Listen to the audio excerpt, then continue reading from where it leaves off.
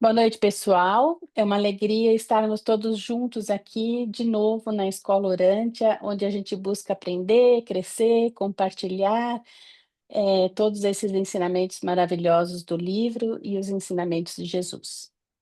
E hoje a gente está aqui com a presença do Eduardo Franco, que é nosso amigo, facilitador e também o presidente da UAB e que com carinho preparou essa apresentação para a gente, sobre o Rodan de Alexandria, que está contida ali no documento 160.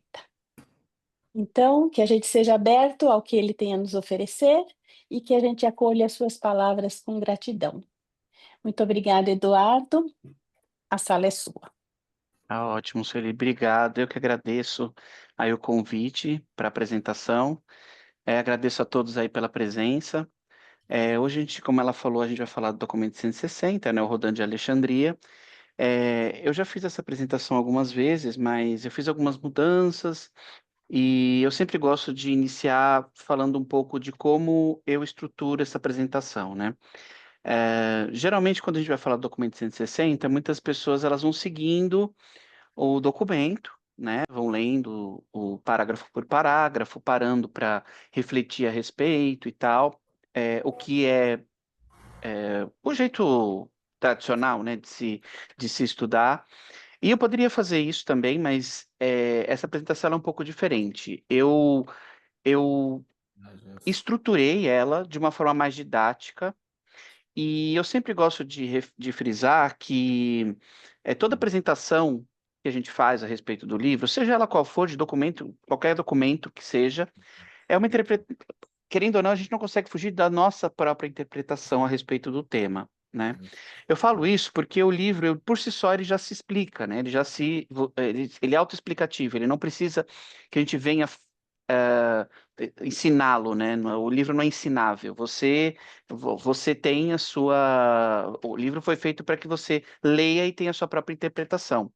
E, obviamente, como o próprio livro diz, cada um tem uma leitura, né? Cada um tem um olhar a respeito. Então, eu transformei essa apresentação numa apresentação em que a gente consegue discutir a respeito desses pensamentos que o livro traz.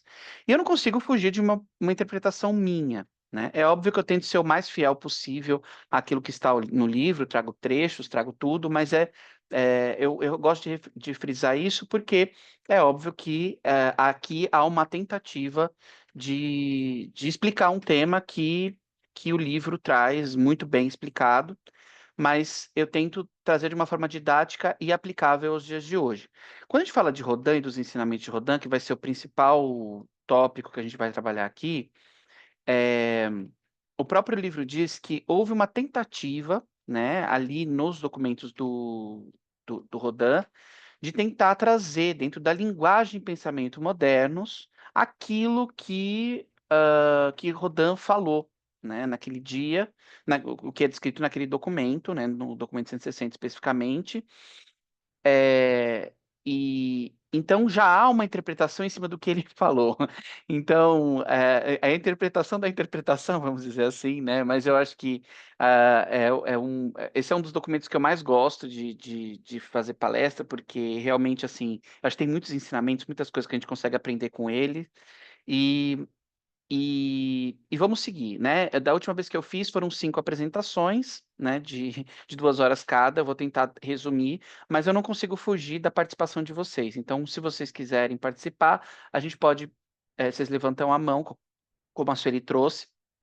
Mas eu vou pedir para que vocês levantem, depois, quando a gente começar a falar de cada um dos 10 pensamentos, a gente consiga trabalhar esses pensamentos ordenadamente. Então, eu vou primeiro trazer as minhas percepções, o que o livro diz, as minhas percepções, e depois eu abro para comentários, que a gente estruturando assim fica um pouco mais fácil da gente ganhar tempo e conseguir com que todos participem e a gente consiga falar de tudo, né?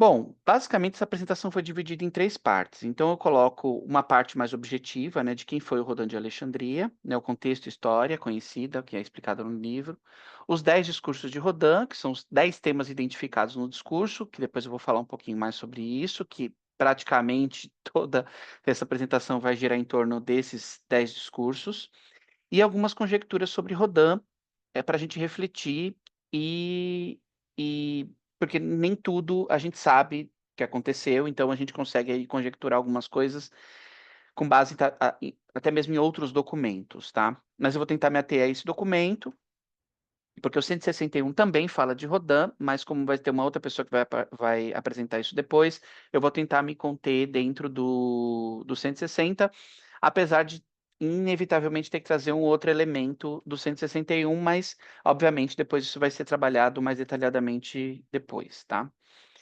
Bom, basicamente, quem foi o Rodin de Alexandria, né? Qual é o contexto e a história conhecida? Bom, basicamente, os dois documentos mais dedicados a ele são o 160 e o 161, tá?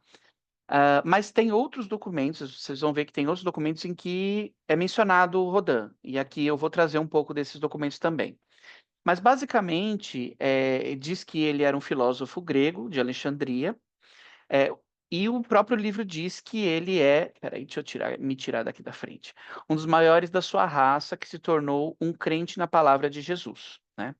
O Rodin, ele aparece pela primeira vez especificamente um domingo, dia 18 de setembro de 29 depois de Cristo, em Magadã.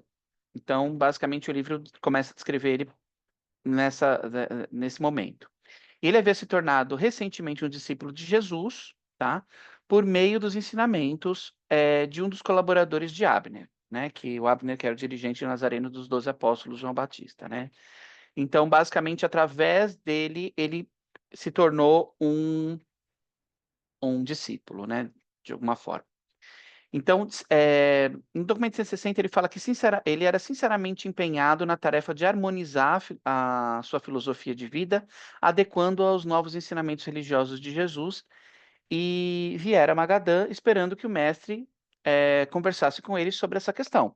Então, essa foi o motivo pelo qual ele apareceu ali, tentar falar com Jesus. E também desejava assegurar uma versão autorizada do Evangelho, que ele queria fazer em primeira mão e diretamente de Jesus ou de um dos seus apóstolos. Então, essa era a intenção dele ali naquele momento.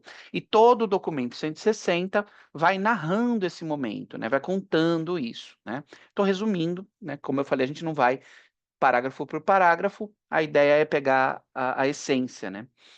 E no próprio documento 160, ele fala que apesar de o Messi não ter se mostrado inclinado a entrar em tal conferência com Rodin, ele recebeu amavelmente e imediatamente determinou que Natanael e Tomé que escutassem tudo o que ele tinha para dizer. Então, basicamente, esse é o contexto, tá? E a partir desse contexto, a gente consegue já entender como que a gente. E aí a gente vai trabalhar esses dez pensamentos do Rodin a partir desse documento e desse contexto.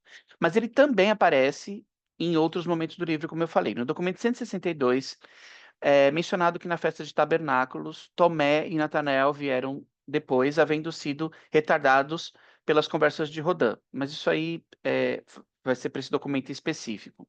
Mas no documento 191, também é mencionado que a 12ª aparição de Jesus foi em Alexandria, onde ele surgiu para Rodin e 80 outros crentes. Então, a gente já entende aí que Rodin estava ali naquele momento da 12ª aparição de Jesus, e isso é mencionado no documento 191. Um dos mensageiros de Davi, em Alexandria, entregou para Rodin o relato sobre a crucificação de Jesus, né? Isso também é mencionado no documento. E também é mencionado que, após o desaparecimento do mestre Alexandria, toda noite os crentes permaneceram juntos ali, rememorando as próprias experiências como crentes do reino e escutando as muitas palavras de Rodin e dos seus colaboradores. Então, foi nesse momento que, inclusive, que houve essa aparição. Então, é interessante porque às vezes a gente atrela o Rodin somente ao documento 160, mas existem outros documentos ali que falam sobre ele. E no documento 194 menciona que nos primórdios da Igreja Cristã, dois dos alunos de Rodin contribuíram com a causa de estabelecimento da nova religião. Chegaram em Jerusalém e converteram muito entre os helenistas. Então, a gente viu aí frutos do trabalho de Rodin, inclusive um tempo depois, né? Durante os primórdios da Igreja Cristã. Então, esses são basicamente a história da qual a gente está falando. Então, assim, como eu estou fazendo um contexto geral, eu não vou entrar no documento 61, mas basicamente o que é que aconteceu com o Rodin? Que é o que as pessoas perguntam, tá, ele surgiu ali, mas o que aconteceu, né? Por que que não se fala dele, né? Por que que hoje na nossa cultura ele não tá, a gente não tem as obras dele, não tem nada de material, não sabe, só o livro de Urântia fala a respeito dele. É, mas para fechar a história dele dentro do livro, ele fala que Rodin rumou de volta a Alexandria, então esse foi o destino dele, né? E ali ele ensinou durante muito tempo a sua filosofia na escola de Meganta, depois ele se tornou um homem poderoso nos assuntos posteriores do reino dos céus, foi um crente fiel até o fim dos seus dias terrenos e entregou sua vida na Grécia junto com os outros quando as perseguições atingiram seu auge, né? E nada do seu legado e obra foram encontrados nos dias de hoje, provavelmente ficando perdido no tempo mesmo. Tá? Isso aqui é um trecho do próprio livro, então é só para vocês entenderem do porquê a gente só ouve falar do Rodin no livro e não tem aí mais informações, apesar da gente ser super curioso, queria ter mais, beber mais dessa fonte, mas realmente a gente não tem mais isso. E aí a gente vai falar dos 10 discursos de Rodin, tá?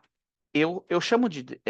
O livro fala 10 discursos. Eu estou trazendo em 10 temas. Por quê? Porque na fala ali, no documento, né? Se a gente fosse ler o documento aqui, a gente. Ele vai e volta muito nos assuntos. Então, assim. eh, Ele fala um pouco dos animais, aí depois ele sai, depois ele volta, depois ele fala de outra coisa. Então, assim, é um pouco. Apesar do livro falar que foram 10 discursos, né? O livro fala 10 discursos. Na hora que você vai ler o documento, é tudo emaranhado. Você não é assim, ele falou sobre isso, dois, ele falou sobre aquilo. Não é assim. E aí eu fiquei pensando, gente, mas são 10 discursos, né? Eu preciso fazer um exercício a partir daí, né? E eu identifiquei, através de ler bastante o documento e tentar entender quais eram esses 10 temas, eu consegui chegar em 10 temas, mas eu chamo de temas, eu não chamo de discursos, né? Porque talvez ele tenha feito 10 discursos, mas realmente misturando os assuntos.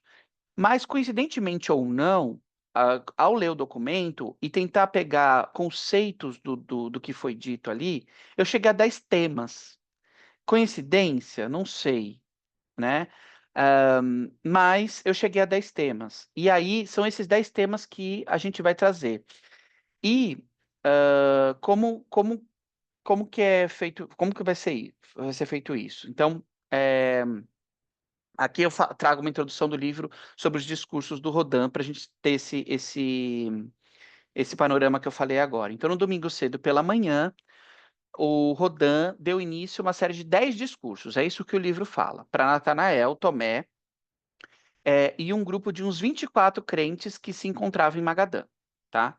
Essas palestras condensadas, o próprio livro diz, essas palestras condensadas, combinadas e relatadas na construção moderna de frases, apresentam os seguintes pensamentos à consideração.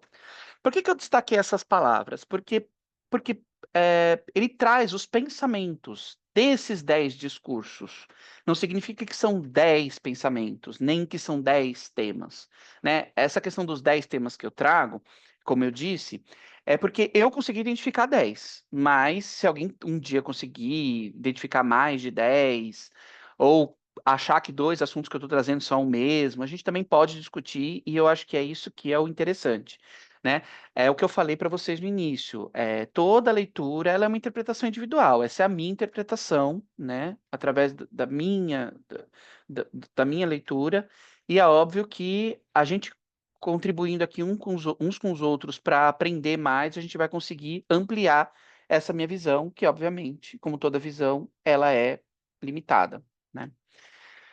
E, como eu falei, também tem essa questão, que elas foram condensadas, combinadas e relatadas na construção moderna de frases, ou seja, provavelmente ela estava sendo falada em aramaico, né, e dentro daquele contexto, com exemplos muito específicos e uma forma de se trazer esses conceitos que tiveram que, de alguma forma, ser condensada e reconstruída na, da forma moderna para que a gente consiga compreender isso de uma forma melhor, né? Então, eu destaquei essas palavras não foi à toa, tá? Fatos a considerar. Então, o livro menciona que foram 10 discursos, não necessariamente 10 temas. Esses discursos poderiam estar classificados ou não por temas, mas foram condensados e combinados da forma apresentadas no Lu. O livro fala sobre pensamentos a considerar, ou seja, apesar da reestruturação, os pensamentos é o que era um ponto central. E eu me peguei nisso. Quando ele trouxe pensamentos, falei, que pensamentos são esses? Vamos tentar fazer esse trabalho, né? Então eu identifiquei, peraí, deixa eu ver se eu consigo, aqui. Identifiquei os pensamentos mencionados no documento e classifiquei por tema para facilitar a didática. Como há repetição de ideias, então eu busquei identificá-las e reordená-las sem tirar a essência do que foi dito. E coincidentemente ou não, eu identifiquei 10 pensamentos ou ideias em todo o documento 160, subdividido em 3 categorias, que eu vou explicar para vocês. Quais são as categorias? Eu comecei a notar que ele falava sobre o homem e o animal, o indivíduo consigo mesmo, os desafios da vida, meditação, indivíduo com o outro, a família, indivíduo com a sociedade, religião, complexidade da civilização e o propósito de vida, né? E aí eu tentei reclassificar, reordenar esses temas que eu identifiquei em 3 subgrupos. Então, os 4 primeiros eu vi que tinha muito a ver com o indivíduo, eu comigo mesmo, né? Pensamentos que ele trouxe que tinham a ver com a forma com que nós devemos olhar para nós mesmos. Dois desses temas eu vi que tinham a ver muito com o grupo, né? Como lidar em grupo, não em sociedade, mas em grupos mesmo, em grupos menores, né? Eu com o outro, vamos dizer assim, né? E um terceiro tema, uma terceira classificação, eu entendi que já tinham a ver com coisas que lidavam com a sociedade, né? Que eram coisas da sociedade como um todo. Então, eu fiz isso para. Eu sei que eu deixei bem didático, né? Talvez vocês não tenham a mesma visão que eu, mas foi uma tentativa ali de conseguir condensar esses pensamentos e que a gente conseguisse seguir essa linha. Então, eu reordenei, né? Seguindo, então seguindo mais ou menos a ideia do livro, né? Entre do, do, do todo pro individual, né? Mas nesse caso, começando falando um pouco mais de nós mesmos, né? E aí, homem e o animal, né? Então vamos indo um por um. Então, esses 4 aqui de cima, né? Esses 4 primeiros, eu vou falar muito da gente conosco, né? Com nós mesmos. Então, nesse primeiro, quais são os trechos que eu vi, né? O primeiro ele fala, os animais respondem nobremente ao impulso da vida, mas apenas o homem pode alcançar a arte de viver. Né? Esse foi um pensamento, a primeira questão que ele trouxe em relação a esse assunto, né? Do homem ao animal, né? É, e aí, o que eu falo aqui, eu trago os pontos, depois eu falo o que eu entendi, tá? E aí depois a gente pode voltar e falar de algum trecho específico, que aí eu abro para a gente discutir o tema, né? Então ele fala: os animais respondem nobremente ao impulso da vida, mas apenas o homem pode alcançar a arte de viver. Ou seja, Jesus já disse isso também, em outras palavras, né? Mas e olha como esse homem ele era especial, né? Ele já tinha entendido, né? Que o homem tinha algo diferente, né? E a gente nem estava falando dos círculos psíquicos, a gente não estava falando de nada, a gente não estava, sabe? A gente estava restrito ali. eh, ele estava trazendo exclusivamente esse tema. Ele também falou em outra parte que os animais reconhecem apenas a urgência cega e instintiva. O homem é capaz de transcender a esse ímpeto da função natural. Olha, mais uma observação que ele trouxe interessante a respeito dos animais, né? Ele também falou que os animais nada se perguntam sobre o propósito da vida e, consequentemente, nunca se preocupam nem cometem suicídio, né? Ele, em outro trecho, ele também fala que os animais não conhecem o sentido da vida. O homem não somente possui a capacidade de reconhecer os valores e a compreensão dos significados, mas também é cônscio do significado dos significados, é consciente de um discernimento interior, vamos dizer assim, né? E em outro trecho, ele fala que, posto que os animais não podem se comunicar ideias uns aos outros, eles não podem desenvolver uma personalidade. Olha que interessante. O homem desenvolve. personalidade, porque ele pode comunicar-se dessa maneira com seus semelhantes, tanto sobre ideias quanto sobre ideais. Isso é muito interessante, e depois a gente vê que o livro fala sobre isso, né? Esclarece isso para gente. E ele já via isso. Eu acho isso muito interessante. Nesses trechos, ele explora as diferenças fundamentais entre humanos e animais em termos de consciência, propósito e capacidades. Essa é uma interpretação minha, tá, gente? Não é do livro. Enquanto os animais são guiados principalmente por instintos e necessidades biológicas, os seres humanos têm a habilidade de ir além desses impulsos básicos. Podemos fazer uma ligação direta do que o livro nos revela sobre os sete espíritos ajudantes da mente. Eu falei dos ciclos psíquicos, gente, eu me confundi. É dos sete espíritos ajudantes da mente, né? Sendo que os cinco primeiros, intuição, compreensão, coragem, conhecimento e conselho, nós compartilhamos com os animais. E apenas nós temos os dois diferenciais, que é adoração e sabedoria, que é justamente aquilo que ele traz nesse documento. Gente, eu fico. E ele não teve essa conversa com Jesus. Jesus não, o que Jesus falou sobre isso não tinha chegado nele. É muito interessante, porque isso é um pensamento do Odan, tá? Com isso, somente nós podemos refletir sobre o significado e propósito da vida, pois possuímos autoconsciência e somos capazes de entender conceitos abstratos e complexos. Além disso, a capacidade humana de comunicar ideias e ideais complexos contribui para o desenvolvimento da personalidade individual e da cultura, algo que não é observado no reino animal. Essas diferenças destacam a natureza única da experiência humana, marcada por uma busca por significado, autoexpressão e compreensão profunda do mundo e de si mesmo, né? Então, esse é o primeiro tema que eu trouxe aí. Aí eu queria saber se vocês têm alguma observação a respeito desse assunto, queriam falar alguma coisa, tem alguma dúvida, ou a gente segue para o próximo. Primeiro eu quero Não? dizer que eu sou um grande. Thiago aqui, desculpa, esqueci de levantar a mão. Oi, Thiago. Eu quero dizer que eu sou um grande apreciador, admirador da filosofia. E o Rodin, apesar de não ter nenhum livro assim, né, pra gente poder ler os pensamentos dele, fiquei fascinado com essa primeira parte aí que tu explicou. Tá excelente. É realmente assim, não é à toa que o próprio livro fala que foi uma época muito fértil, né? Não foi à toa que Jesus veio nessa época, né? Que Micael veio se auto-outorgar aqui nessa época em específico, e que a cultura dessa época e o florescer dessa parte Volume. filosófica e tudo mais era tão pungente, era tão interessante que nunca mais se viu isso acontecer novamente até o livro ser, obviamente, teve da revelação, né? Então o próprio livro diz isso, né? E eu acho isso interessante. Então é uma pena que a gente tenha perdido a obra do Rodin, porque realmente É uma foi pena mesmo. incrível. Sim. O É, eu Hélio tô, le- levantou a mão. Oi, desculpa, pode falar. Tem mais alguma coisa? Pode falar. Não, eu tô lendo um livro do Meditações de Marco Aurélio. Acho que foi o primeiro imperador que teve um livro publicado depois de Cristo. Eu tô lendo esse livro dele, Marco Aurélio. Muito bom. Só isso, pode falar, Hélio. Sim, sim. Hélio, Boa noite, Eduardo. boa noite. Estou gostando da sua apresentação, pela didática, pelo resumo, pela abordagem, mas me ajude a entender, até agora, o que foi mostrado, o que tem de especial em relação ao senso comum, e não o senso comum da nossa geração, dos nossos dias, mas o senso comum daquela época. Qual é a particularidade que torna Rodin tão especial no nível de despertar tanto interesse, inclusive o meu?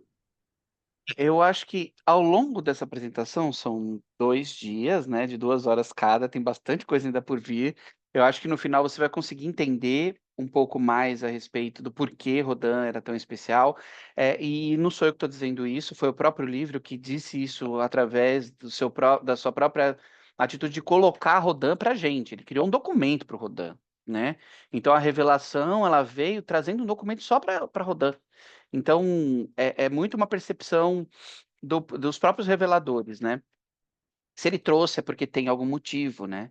Esse trecho específico, o que eu achei que sai um pouco do senso comum, eu acho que até para a época, é porque é difícil a gente consegue imaginar que um animal, ele é diferente de nós, né?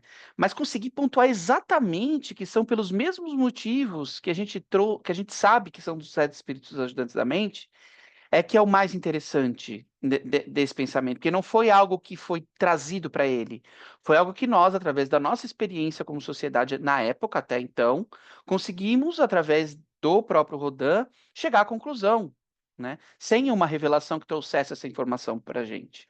Né? Então, isso é o interessante, né? Então, é mais nesse sentido. Mas eu acho que essa questão do Rodin ser especial é algo que eu acho que a gente pode falar disso mais para o fim, no final do segundo dia, porque aí vai ficar um pouco mais claro o porquê disso. Sueli? Não, é só. Eu, eu, eu concordo com tudo isso que você falou, mas Rodin, ele tinha contato com Abner, né? Será que não Sim. foi Abner que passou os ensinamentos de Jesus para ele, e daí essas conclusões sobre os sete espíritos ajudantes da mente, a influência deles, etc. O livro não revela, Não, ele né? não fala, mas como você É, fez a sua dedução, eu só estou colocando também, sim, é um achismo, mas pode ser, né? pode ser, Porque pode ele ser. teve contato com Abner, e Abner tinha sido instruído por Jesus, né? E, Uhum. e tinha conhecimento dessas coisas, então eu não sei, na verdade. É, eu entendo o seu ponto, eu acho Uhum, válido, eu acho que é uma perspectiva, talvez tenha acontecido com um tema ou outro. Eu acho difícil ter acontecido com tudo, e aí é uma percepção pessoal, porque senão eles não colocariam Rodin como um exemplo, né? Eles trariam as palavras de Jesus diretamente, né? Os reveladores não uhum, precisariam criar um documento específico para Rodin para trazer pensamentos que Jesus já tinha trazido, né? aham. Eu acho que a ideia aqui dos reveladores foi mostrar justamente O que quão que especial ele era. e que nós mesmos, nós como seres humanos, trazer uma perspectiva humana para essa visão, talvez, né? E que a Uhum, filosofia do Rodin era tão avançada para a época, e ele conseguiu chegar a essas conclusões, que valia a pena trazer isso no livro e trazer um documento só para ele. Então, assim, se fosse só se ele replicasse só o que Jesus disse, talvez não é, fizesse muito sentido ter um documento só para ele. Então, eu acho com que é um certeza. pensamento que talvez se aplique a algumas coisas, mas dificilmente para tudo, né? Neemias? Aham, Realmente, Rodin é um mistério para mim, porque, por exemplo, a tradição cristã menciona Abner, menciona muitos nomes, né, de pessoas, eu diria assim, muito menos significantes, considerando o que Rodin apresentava, o seu conhecimento, a grandeza a sua visão de mundo, né? A forma como ele trata ali no discurso a arte de viver é incrível. Então, me admira muito que Rodin tenha desaparecido da história e também me admira a forma como ele chega na história. O livro diz que ele havia sido convertido ao cristianismo a- como discípulo de Jesus, o cristianismo não existia ainda, mas ele é convertido ali por Abner em Alexandria e aí ele resolve ir atrás de Jesus. E aí quando ele chega no grupo de Jesus, Jesus se recusa a entrar em conferência com ele. Jesus falou assim, ó, conversa aí com Natanael e Tomé. E aí eles ficam trocando ideia ali e as criaturas intermediárias então resolvem montar uma estrutura do pensamento de Rodin. Mas em nenhum momento no livro a gente vê, por exemplo, Rodin conversando com Jesus. Não existe esse Não. encontro, né? Então, assim, de onde Rodin tirou isso? Dificilmente foi dos ensinamentos de Abner. Abner era um discípulo de João, tinha uma visão até diferente do Evangelho de Jesus. Veja como João encarava né, o mundo e a forma de ver o mundo era totalmente diferente de Jesus. E, e Tomé, né, a gente já viu pelas perguntas que Tomé fazia a Jesus, pelas perguntas que Natanael fazia a Jesus, então não dá para dizer Natanael e Tomé ensinaram Rodin.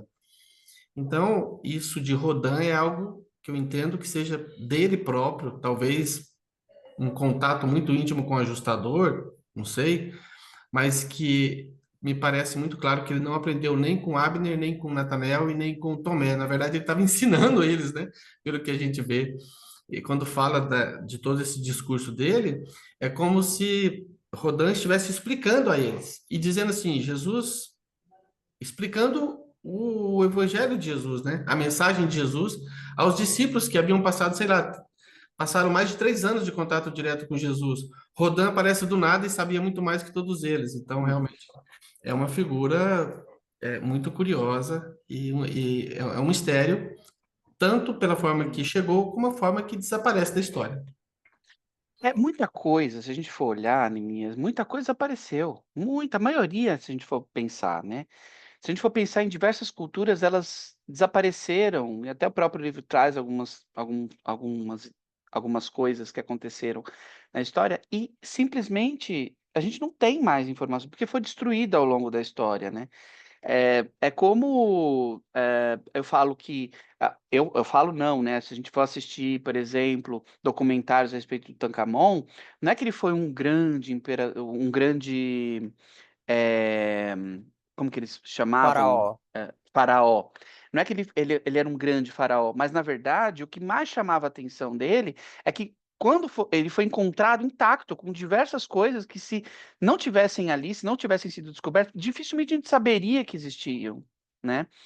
Então, coisas que só tinham ali, junto da múmia dele. Então, eh, muita coisa se perdeu, né? Então, Rodin, infelizmente, foi uma dessas coisas que se perdeu ao longo do tempo, né? Infelizmente. Roberto, pode falar?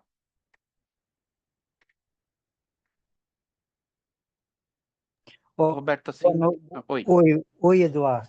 Olha, para entender esse brilho de Rodin, eu lembro dois ensinamentos.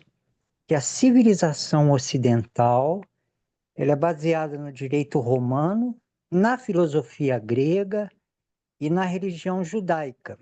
Então, eu acho que Rodin ele é um pouco um representante da filosofia grega.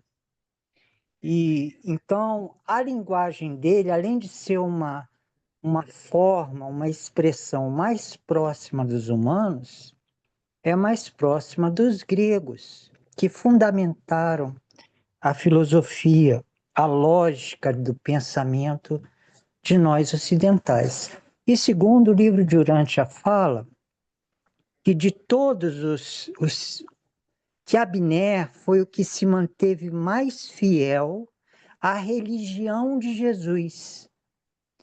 Então, o fato de Rodin ser grego e o fato de Abner ter talvez entendido melhor a religião de Jesus, não uma religião sobre Jesus, e somos mais uma pessoa, Filo de Alexandria. O livro de Urântia fala que Filo de Alexandria foi o mestre em compatibilizar a religião do judaísmo com a filosofia grega. Então, esse berço cultural de Rodin, somado a ele como indivíduo, eu acho que explica o brilhantismo dessas falas dele. Sim, uma boa observação também. Pode ser. Acho que é a soma, né? Realmente, também tendo assim. é, E não é à toa que, que os reveladores trazem um documento exclusivo para ele, né? Bom, seguindo para o próximo, ele fala um pouco. Outro tema que ele traz é a questão do indivíduo consigo mesmo, né? Quais são os pensamentos que ele traz, né? Ele traz 3 pensamentos principais. Ele fala que o grande erro é que quando os problemas da vida despertam os nossos medos profundos, nós nos recusamos a reconhecê-los. Ele traz esse fato sobre nós, né? Que eu acho que é uma paulada. Ele também fala que apenas uma pessoa valente pode estar honestamente disposta a admitir e encarar destemidamente o que a sua mente sincera e lógica descobre. Eu acho que essa frase, inclusive eu usava ela em alguma coisa, não sei se era no Urântia Draw, eu não me lembro, que era uma frase que depois eu falei, putz, mas essa frase é do Rodin, né? Eu achava que era, sei lá, alguma frase que tinha vindo. Não sei, na época eu peguei essa frase, anotei, mas eu achava que era, sei lá, dos Reveladores, alguma coisa assim. Não, era do Rodin. Porque realmente, ele tem toda a razão, né? Ele também fala que apenas os indivíduos honestos e valentes são capazes de seguir bravamente através do labirinto perturbador e confuso da vida, indo até onde a lógica de uma mente destemida pode levar. Então são 3 trechos aí que ele fala muito dele, o homem consigo mesmo. Ah, não tem mais, desculpa. São 7 trechos. Ele também fala que o êxito pode gerar coragem e proporcionar autoconfiança, mas a sabedoria advém somente das experiências de ajustamento aos resultados dos fracassos. Os homens que preferem as ilusões otimistas à realidade nunca se tornam sábios. Somente aqueles que enfrentam de frente os fatos, ajustando-os aos ideais, podem alcançar a sabedoria. Gente, vocês podem me interromper, porque cada item desse também tem bastante coisa que pode ser falada aí, né? Mas faz todo sentido, né? Porque ah, a gente prefere as nossas ilusões otimistas, né, do que a realidade. É interessante. E ele também fala que a derrota não é senão um novo instrumento para a realização de níveis mais elevados de realidade do universo. Também é algo que o próprio livro, que é o sentido, né, do Supremo, né, que é a experiência, né? A experiência vem dos acertos, dos erros, das derrotas, né? E ele está dizendo exatamente isso, né? A derrota não é senão um novo instrumento para a realização de níveis mais elevados de realidade do universo. Ele está falando do Supremo, né? Está falando do Supremo. Ele também fala: nunca hesiteis em admitir o fracasso. Não tenteis disfarçar o fracasso por baixo de sorrisos justificados, ou mesmo de decepção ou de otimismos irradiantes. É, pois é. E também, falando de fracasso, ele fala que a cada fracasso da vida deve ser colhido como um complemento para se alcançar a cultura da sabedoria e do espírito, né? Querendo ou não, todos esses que a gente está falando estão dizendo mais ou menos sobre o mesmo tema, né? O Aélio É, levantou a tá, mão. sim, sim. Mas, só para fechar, eu acho que todos eles falam a respeito da derrota, né, do fracasso, do tentar, do aprender com os erros, né, do êxito, de saber lidar com as nossas imperfeições, né, e essa coisa toda. A Hélio pode falar? É apenas para entender melhor o que consta do próprio livro, na seguinte medida: causa e efeito. A derrota pode ser uma causa que proporciona o que o resto da frase ensina, tanto no segundo, no 4:15, quanto no 4:16. Mas a minha pergunta é o seguinte: a derrota é sinônimo de adversidade? Porque alguém pode ser confrontado por situações tais e tantas que podem levá-lo à derrota, mas não necessariamente. A sabedoria, o aprendizado é consequência da derrota, ou isso é consequência da atitude diante da adversidade ou até mesmo da derrota? Obrigado. Vamos ver se eu entendi o que você trouxe e eu vou trazer a minha visão, né? Quando a gente está falando de derrota e adversidade, se a gente pode encarar as coisas, é o que eu falo, né? Quando eu vou explicar o que é uma caneta para alguém que não sabe, eu posso explicar dizendo que ela serve para escrever. E eu posso explicar uma caneta falando que ela é formada por tampa, por tubo, por tinta, e ela serve para escrever, né? E cada unidade dessa caneta, ela é uma etapa do conhecimento como um todo, né? E ela pode ser vista como algo individual ou ela pode ser vista em grupo. Ou seja, eu posso ensinar o que é uma caneta, mas eu também posso ensinar só o que é uma tampa. Posso ir só numa parte desse aprendizado, né? Que a gente chama de objetos de aprendizagem. Por que que eu estou falando disso? Porque se a gente está falando de derrota, a gente está falando do, do fim, vamos dizer assim, do fim do processo. Então, eu tive adversidades e derrotei. e fui derrotado, por exemplo. Resultado do Foi o resultado. resultado final, né, dessas adversidades. Mas eu também posso encarar cada adversidade como uma derrota, ou como algo que eu tenho que refletir, ou como uma etapa por si só, como um objeto sozinho. Então, eu acho que não dá muito para metrificar, na minha opinião, isso, né?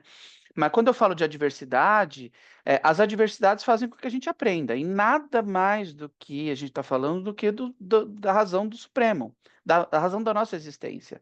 A gente tem que lembrar que muitos seres foram criados perfeitos em toda a existência. Muitos. Em níveis diferentes de perfeição, mas muitos foram criados perfeitos, né? Já sabedores de muitas coisas, né? E nós estamos fazendo um caminho ascensional a Deus, de erros e acertos, de experiência, né? A gente tá fazendo parte do Supremo. Então, quando a gente está falando de êxito, fracasso, quando a gente está falando de derrota, falando de adversidade, a gente está falando desse processo. Nada mais do que esse processo, né? Não sei se consegui responder sua pergunta, Hélio. Eu entendi o que você quis dizer, mas eu continuo na dúvida se a Uau. sabedoria é resultado da atitude do indivíduo em relação à adversidade, ou se ele precisa passar pela derrota para adquirir sabedoria. Mas tudo bem, o livro é omisso e aí você colocou claramente que se trata de uma interpretação. Obrigado. Não, mas nem é isso, tá, Hélio? O que eu trouxe é, por exemplo, se a gente está indo por uma linha de perfeição, né, de um ser criado perfeito, por exemplo, ele não precisa passar por adversidades para saber o que é perfeito, o que é certo, o que é errado. Ele sabe, ele foi criado perfeito. Eu não sei se isso é claro para você, mas agora, no nosso caso, nós como seres ascensionais, a nossa condição é de erros e acertos, né? Então, assim, a gente pode aprender não errando através da experiência do outro, mas é sempre um espelho do outro, né? E alguns erros inevitavelmente serão cometidos. Outros talvez não sejam cometidos, né? E talvez eu aprenda pela experiência do outro, ou aprenda pela intuição, ou aprenda, sei lá. A gente pode nomear isso de diversas formas, mas sempre pela experiência, né? Sempre a experiência ou do fracasso ou do acerto, né? Às vezes eu aprendo acertando, né? Falo, putz, eu acertei, já sei que aquele ali fez errado, já sei que eu, por exemplo, eu nunca atropelei um motoqueiro. Graças a Deus, que isso é um dos meus maiores medos. Mas eu tive pessoas próximas que já aconteceu isso. Eu não preciso atropelar ele para saber que isso vai acabar comigo. Eu vou me sentir a pior pessoa do mundo, ou sei lá o quê, entende? Então, assim, não necessariamente você precisa errar para aprender, mas a nossa condição humana é nesse processo contínuo de adversidades, exemplos, aprendizados e erros, porque nós não fomos criados perfeitos. Também não sei se já respondi sua pergunta dessa forma. Veja, minha formação é cristã desde o meu nascimento e com muita influência de dogmas católicos. Mas já faz mais de 20 anos que eu não sou católico, mas enfim, eu só estou aqui contextualizando a minha pergunta que eu faria para o próprio Rodin. Não se preocupe, eu não estou querendo Uhum. complicar a tua palestra, não. Não, tudo Faria bem, para o próprio Rodin. faz parte. Então, Se eu não souber responder, também vou falar que não sei. Então, é a sua opinião e eu acho que você tem direito de ter qualquer opinião, assim como todo mundo aqui. Mas para colocar para fora a razão da minha pergunta. Veja, a gente aprende que, que pedir a Deus em oração, em prece, para nunca ser vítima de adversidades, nunca perder o emprego, nunca sofrer nenhum trauma, nenhuma doença, e estender isso para o círculo mais próximo. A gente se pede isso, colocando como a inexistência de problemas fosse bênçãos. E aí a gente começa a ver o livro de Urante em vários documentos que a diversidade vem justamente como bênção. Justamente como bênção. Se você não sofrer nenhum dano, se você não for confrontado nunca com adversidades, e eu estou falando de adversidades, não estou falando de derrota, E tem gente que, diante da crise, cresce.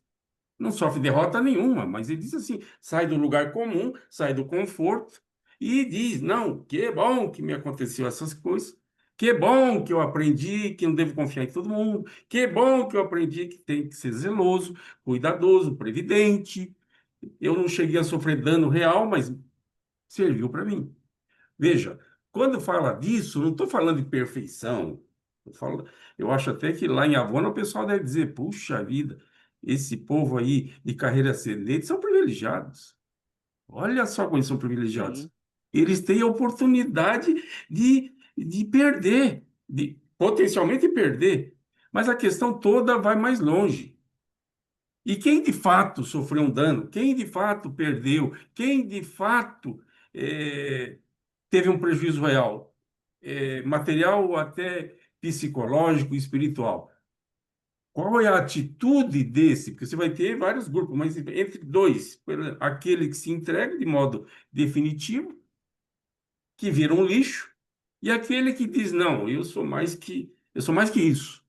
É nesse sentido que eu fiz a pergunta. Eu, desculpe até sim. me delongar na tua palestra. Obrigado. Não, fica tranquilo, eu entendi.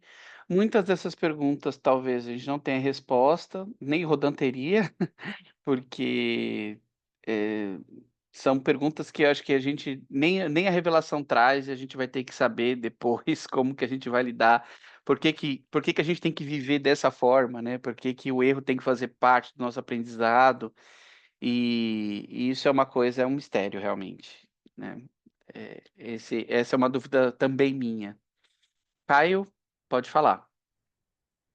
Eu só queria comentar um entendimento que eu tenho já de muitos anos, que é o seguinte: a nossa vida e o jeito que a gente. E o entendimento que eu tenho até antes de conhecer o livro Durante, tá? A nossa vida é uma vida de problemas, tá? E a gente tem que lidar com os problemas. Isso é importante para a gente, tá? Do jeito que a gente é. Existem, infelizmente, coisas que são acidentes, são problemas que estão fora do nosso controle, tá? Existem acidentes que né, não tem qualquer gestão nossa e que às vezes pode ocasionar problemas graves, né? Mas existem muitos problemas que são criados porque assim, se a gente não entender que a nossa vida é um lidar com problemas diários, e aí a gente tem a chance de ser inteligente, colocar a nossa cabeça para funcionar e buscar a gente os problemas, porque quando a gente busca os problemas, a gente tem alguma gestão sobre eles, a gente, de alguma forma, a gente tem como escolher que tipo de problema a gente quer ter, né? Se a gente ficar tentando a vida toda fugir dos problemas, os problemas correm atrás da gente. Hum, É assim que o mundo funciona, tá? Então, muitas vezes você quer toda a vida muito confortável, tudo, o problema vai atrás de você, entendeu? Então, a melhor coisa que alguém que entende um pouco como o mundo funciona pode fazer é não deixar que o problema te encontre, ir ao encontro dos problemas, porque pelo menos você tem algum controle sobre que tipo de problema você vai, que tipo de dor de cabeça você vai querer ou vai encontrar, né? e o próprio livro fala, né? Tem uma parte do livro, que eu não vou me lembrar qual documento, qual contexto, mas acho que muitos de vocês vão lembrar, que ele fala assim: ah, se você precisa, se você se vive na dúvida, então a sua vida será pautada em decisões. Se você. Eu não me lembro que documento que era, mas era alguma coisa assim, né? Tipo. Se eu preciso de alguma coisa, né? Se a minha vida é pautada em dúvida, é porque eu vou ter que tomar decisões. Se a minha vida é muito alguma coisa, é porque, sabe, é como se uma coisa Sim, compensasse a outra, né? exatamente. É que a gente, inclusive, a gente aprende por contraste.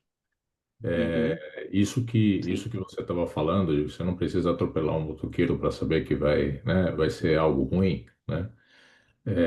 Isso acontece, eu acho que na vida de todo mundo aqui, de ter um vizinho, de ter alguém na família que teve um caso de um infortúnio, né? por alguma ação tomada por ele mesmo, ou alguma má conduta, ou qualquer coisa assim.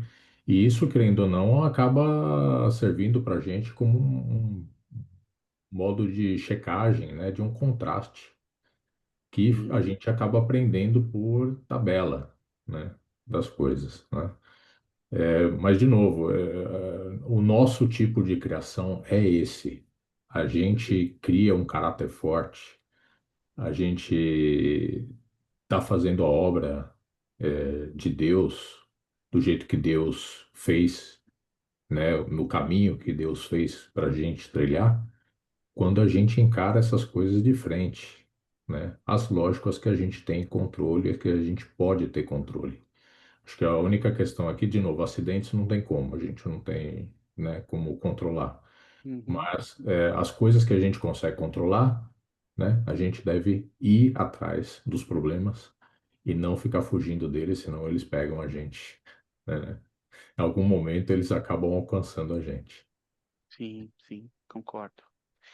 Bom, então, desses trechos que o Rodin trouxe, a minha reflexão foi, né, que esses trechos destacam a importância da coragem, da honestidade, aceitação e no enfrentamento dos desafios e fracassos da vida, que a gente deve reconhecer e enfrentar os medos e fracassos em vez de negá-los. É crucial para o desenvolvimento pessoal. A coragem de admitir falhas e a disposição para aprender com elas são vistas como essenciais para alcançar a sabedoria verdadeira. Além disso, o sucesso e a autoconfiança também podem ser fortalecidos pelos fracassos e vistos como oportunidades para crescer e evoluir, contribuindo por uma compreensão mais profunda da realidade do próprio eu, tá? Interpretação minha. Bom, o terceiro pensamento, o terceiro tema que ele traz, né, que eu consegui identificar, foram os desafios da vida material, né. O que que ele fala? Deixa eu ver se são só 3, não, deixa eu falar mais. Conquanto manterdes uma vida voltada mais para alcançar as realidades eternas, devereis também fazer a provisão para as necessidades da vida temporal. Enquanto o espírito é a nossa meta, a carne é um fato. Isso é incrível ele falar, eu gosto muito dessa frase. Porque muitas vezes, principalmente quando a gente está com o livro de Urântia na mão, ou a gente tem uma, seja até uma outra religião, alguma crença, alguma coisa, a gente tira os pés daqui e quer voar, né? A gente não entende, né? A gente às vezes, e às vezes até o próprio livro traz coisas tão bonitas, né? A respeito da vida eterna, a respeito da nossa carreira ascensional, que a gente fica tão maravilhado, mas é muito interessante que ele traz uma perspectiva humana que o livro muitas vezes não conseguiria trazer, né? Porque eles não estão vivendo na nossa pele. Eu vi isso de um outro ser humano, né? Que traz a questão da, ok, vamos alcançar as realidades eternas, né? Mas a gente tem hoje as necessidades da vida temporal, né? Enquanto o espírito é a meta, a carne é um fato. Então nós vamos ter as nossas incumbências aqui, as nossas dificuldades, as nossas questões de vida, as nossas frustrações. E eu acho que isso é muito bom o livro trazer, porque é numa perspectiva que eu não acho que é à toa que o livro traz, né? Com essa perspectiva do Rodin, né? A gente está falando de dois lados muito importantes, mas que fazem parte da nossa realidade de hoje. Tanto essas realidades eternas quanto a nossa vida na carne sendo um fato, né? E as necessidades da vida temporal. 160.4.1 ele fala que os maiores problemas da vida são cuidar da sobrevivência temporal e realizar a sobrevivência eterna, que é justamente o complemento da frase anterior, né? Depois ele fala: não vos deixeis decepcionar pela recompensa tentadora da realização desonesta. Estejais dispostos a trabalhar arduamente pelo retorno futuro inerente à conduta honesta. O homem sábio é capaz de distinguir entre meios e fins. É outro tema, mas é interessante, porque ele traz esse valor, né, muito importante numa perspectiva bem humana, né? A Hélio, pode falar? Então, é, a maior parte das pessoas vão nos extremos, ou 8 ou 80, e ignoram o intervalo entre os dois números na matemática. ou seja, ou é muito fixada na matéria, no sentido de conquistar patrimônio, conquistar as boas coisas que a vida pode proporcionar, e investem uma vida inteira nesse propósito. Estudam, trabalham, fazem relacionamentos, fazem negociações nesse sentido, valorizando tão somente a parte material. Outros escolhem ignorar essa parte material e seguir exclusivamente, é o outro extremo. Não sei se um é 8 e o outro é 80, não sei, seja uma coisa ou outra, mas é outro extremo. Escolhe a vida, focar só no porvir, só na vida futura. Alguns se tornam até ermitões, outros monges no Tibete, enfim, outros viram sacerdotes com a vida exclusivamente voltada para o espiritual. E aqui o Rodin está falando uma coisa legal, apesar de a palavra não ter sido citada, ele está falando em equilíbrio. O que você acrescenta sobre os ensinamentos do Rodin nesta tela?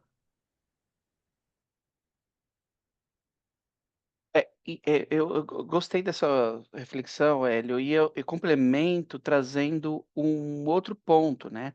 O livro fala muito que a nossa realidade, a realidade verdadeira, ela não é vivida aqui, né? Ela é vivida na realidade espiritual, né? No desenvolvimento da alma e na nossa progressão ascensional. O livro fala muito isso. Quando o próprio livro que fala isso traz uma perspectiva de uma pessoa como nós, que vive na nossa pele e consegue identificar as necessidades da vida temporal e ver que a carne é um fato e que nós temos os nossos problemas aqui, você traz uma outra camada para esse pensamento. Ok, eu entendo que a minha realidade é espiritual, eu entendo que assim como eu entendo que só depois da minha, só depois da fusão com o ajustador é que eu vou me tornar um ser real, né. Só que são todos pensamentos muito, por enquanto, muito ainda difíceis de assimilar, né, nós não temos ainda essa compreensão completa, né. Então é interessante ver essa perspectiva de uma perspectiva filosófica humana, e o livro traz, eu acho que não traz à toa, porque realmente viver na carne é um fato, né. Então é um pouco disso. E ele também traz os fatores essenciais da vida temporal, e como ele os vê, né. Ele acha que a gente tem que ter uma boa saúde física, um pensar claro e desimpedido, a habilidade e a perícia, a riqueza, os bens da vida, a capacidade de suportar a derrota e a cultura, educação e sabedoria. Ele fez uma saladinha aí, mas isso próprio no próprio discurso dele ele menciona, né, esses fatores de uma forma meio misturada, e aqui eu estou tirando trecho exatamente como está do livro, tá, que é a forma com que ele trouxe. Então misturam vários assuntos, mas todos eles estão muito condizentes realmente com os fatores que eu também entendo como são essenciais da vida temporal. Então esses trechos, na minha opinião, elas enfatizam a importância de equilibrar as necessidades e objetivos materiais e espirituais da vida, na vida.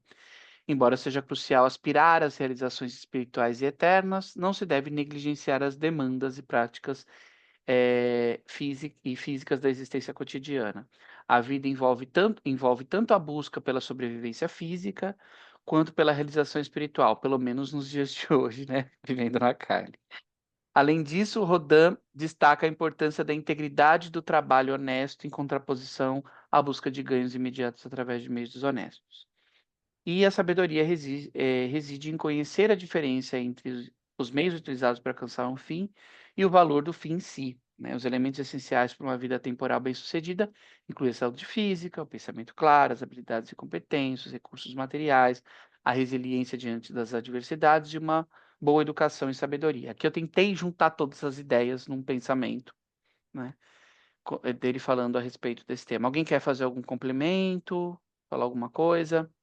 Senão eu já passo para o próximo. Bom, ele também traz um outro tema, que é a meditação, né. A meditação, ele fala sobre a meditação sob as seguintes perspectivas. A meditação faz o contato da mente com o espírito. O relaxamento determina a capacidade de perceptividade espiritual. O melhor entre todos os métodos maiores, na solução dos problemas, contudo, eu aprendi com Jesus, o vosso mestre. Estou referindo-me àquilo que ele tão coerentemente pratica e que com tanta fé ensinou a vós, o isolamento da meditação adoradora. Que isso era uma prática dele, a gente sabe, provavelmente isso sim caiu nos ouvidos dele, né? Se ele falou, esse com certeza foi para o ouvido dele, né? As meditações que ele fazia, se não me engano, era no Monte das Oliveiras, né? Que ele ia para lá, tal.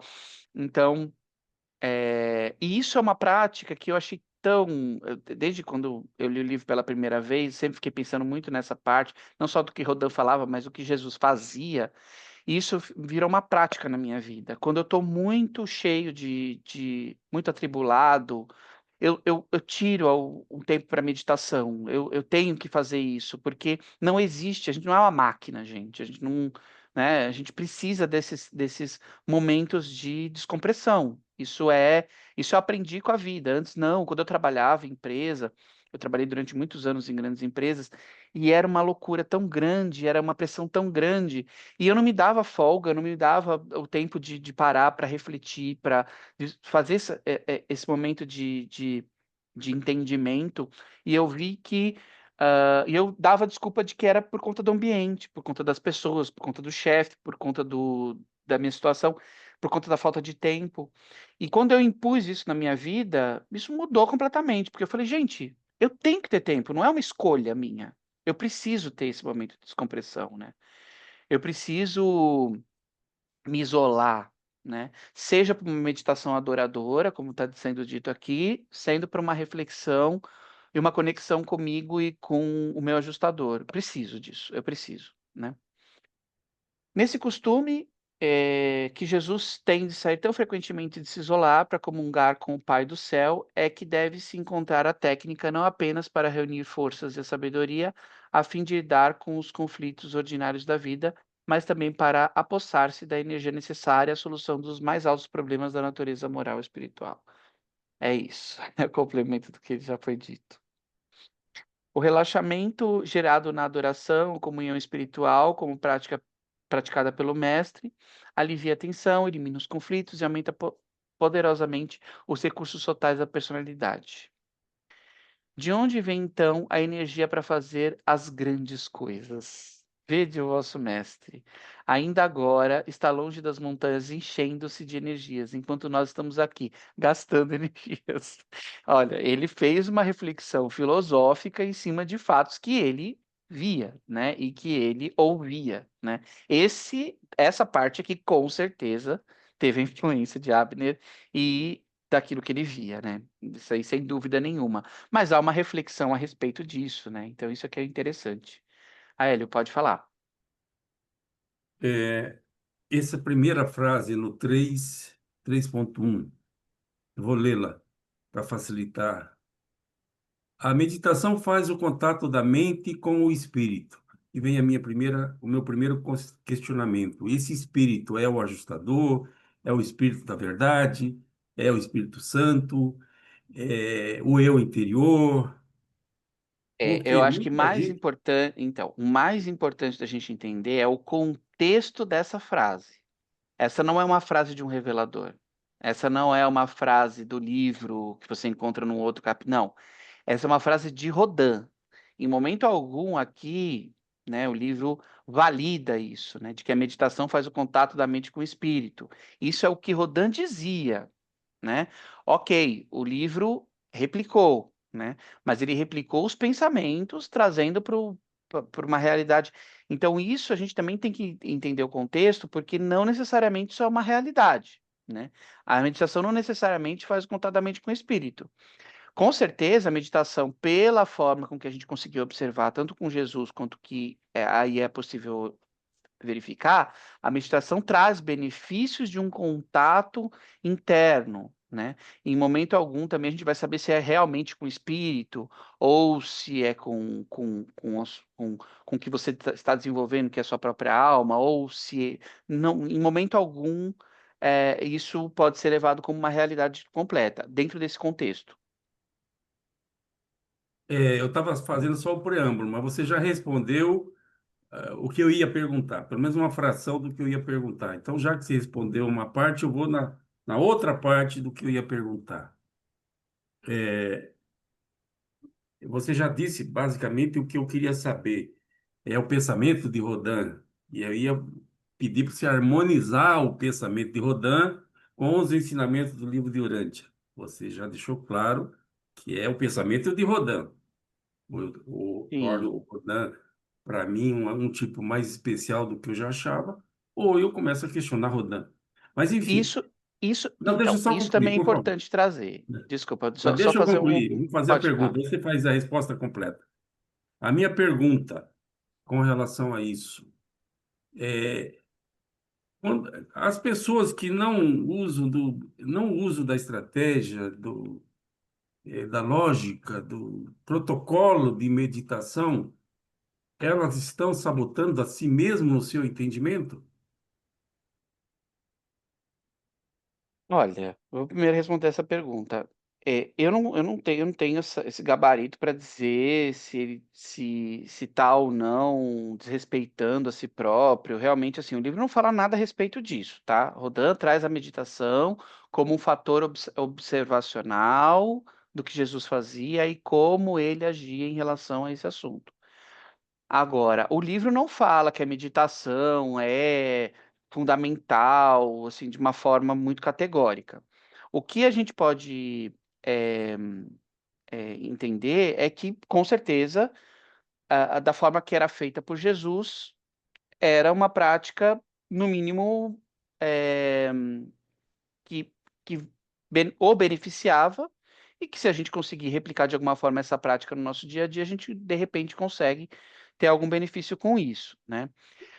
Então, isso respondendo suas perguntas específicas. Agora, quando você estava falando a respeito de, então esse é o pensamento do Rodin, então quer dizer que não tem não é a verdade absoluta, então ele pode ser colocado em xeque, então isso aqui, tudo que a gente está fazendo hoje, a gente está falando sobre ele, nada é válido, vamos seguir a vida. Não é bem por aí. Porque, assim, é aquela coisa, às vezes a gente não tem verdades absolutas, né? E não tem fatores determinantes que não tem que ser assim ou assado, ou escrito em pedra e tudo mais. Mas, com certeza, é o que eu falei no início, né? Não é à toa que os reveladores trouxeram esse documento, né, como algo para a gente refletir e trouxe na revelação. Mas a gente tem que separar que alguns dos pensamentos que estão aqui, a forma com que foi eh, pensada e estruturada, foi em cima do pensamento e filosofia do Rodin. Mas é óbvio que a maior parte do que está sendo dito aqui, de alguma forma ou de outra, se aplica em outros documentos do livro, tem comprovação de que realmente tem algum fundamento, ou a gente consegue observacionalmente, assim como ele fez com Jesus, entender ali que se aplica à prática. Então, assim, a gente questiona, porque assim, ele usa o termo, a meditação faz o contato da mente com o espírito. E isso é uma observação que ele fez e não necessariamente uma realidade absoluta dita por um revelador. É só essa diferença que eu acho que a gente tem que dizer. Mas sim, a gente pode, de alguma forma ou de outra, eh, relativizar algumas coisas que estão sendo ditas, mas dentro de um contexto de que, né, provavelmente o que ele está trazendo aqui tem uma verdade embutida aí, né, de uma forma ou de outra. Caio, pode falar. Eu só queria lembrar a vocês aqui que lá nos capítulos que falam do ajustador de pensamento, vocês devem se lembrar de que onde o ajustador mais trabalha é geralmente quando a gente está dormindo. Por quê? Porque a nossa consciência, ela não aplica resistência ao trabalho do ajustador, tá? Assim, apesar de meditação, o que a gente entende por meditação é uma coisa, acho que é bem, bem específica, tá? Eu entendo que a meditação que é dita aqui é simplesmente você tá lá no ato de adoração, ou você tá no ato de contato, né? E ter, após esses atos, né? Uma calmaria, um momento de reflexão, um momento de baixar a tua resistência, baixar a tua guarda, para dar uma oportunidade para o ajustador ir lá fazer o trabalho, né, dele, tá? E isso está em linha mais ou menos com o que o Rodan está falando aqui, tá? Então, é falado com outras palavras, de outros modos, mas essa linha de pensamento ela está presente no livro Durante em outros pedaços, principalmente onde fala do trabalho do ajustador na mente humana. Sim, sim, sim, também é uma outra perspectiva. Entender a meditação sob a perspectiva da atuação do ajustador também, sim. Hélio, tem mais alguma coisa para falar? Você disse e repetiu dentro de uma lógica que eu concordo. O Rodin não foi citado pelos reveladores de bobeira. De propósito, de fato, ele está tendo um reconhecimento dos reveladores desde que foi não apenas citado, mas foi ensinado a seus pensamentos, a sua filosofia, etc. Nessa linha de raciocínio, dá para concluir que o fato dele não ter feito o mesmo com relação aos apóstolos, aos discípulos, nesse grau de profundidade, revela o contrário, que esses não tinham o respeito e a consideração dos reveladores, ou é apenas uma inferição sem fundamento? Não, eu entendo que as naturezas de trabalho são completamente diferentes. Quando a gente está falando dos discípulos de Jesus, a gente está falando de um trabalho específico, quando a gente está falando de Rodin, a gente está falando de um trabalho filosófico, que provavelmente tinham obras, ele tinha produzido muita coisa, né? Ele está trazendo ali uma linha de pensamento filosófica, numa linha de pensamento dentro desse contexto. Acho que assim, Jesus colocar, ou Jesus não, desculpe, os reveladores desenvolver um documento para cada discípulo, eu acho que também não seria muito adequado, porque assim, até mesmo o contexto pelo qual os discípulos foram nomeados e começaram o trabalho com Jesus tinha um propósito muito específico, né? Conseguimos constatar durante esse processo de que foi inevitavelmente um processo complexo de erros e acertos, né? Olhando cada um individualmente, e o propósito realmente era esse, né? Então eu acho que não se aplica muito. Eu acho que, ao meu ver, e aí é uma interpretação muito pessoal, esse documento foi feito de Rodin, não foi feito dos apóstolos, porque as naturezas de trabalho ali eram completamente diferentes. E ele entende, e de alguma forma os reveladores entenderam que esses ensinamentos, de alguma forma, e todo esse trabalho filosófico que foi perdido ao longo do tempo, deveria ser perpetuado através da revelação por algum motivo, né? Então, como as naturezas de existência mesmo de cada uma dessas figuras eram diferentes, eu acho que não dá para comparar, na minha opinião, né? Por isso que não acredito que tenha sido feito, porque toda a história, querendo ou não, dos apóstolos, foram narradas em todos os documentos de Jesus, né? Em toda a quarta parte. Então, eu acho que os objetivos foram cumpridos de uma forma ou de outra, né? Caio, pode falar. Eu só queria dar a minha leitura aqui a isso, tá? Também dessa curiosidade do porquê os reveladores puseram uma parte tão grande do que o Rodin falou, tá? E o que eu entendo é que simplesmente existem algumas verdades e que essas verdades são verdades. E verdade, ela está expressa no livro de Urantia, na maioria das vezes, de uma maneira muito mais etérea, tá? Porque os reveladores são seres que, querendo ou não, que estão em outro nível, tá?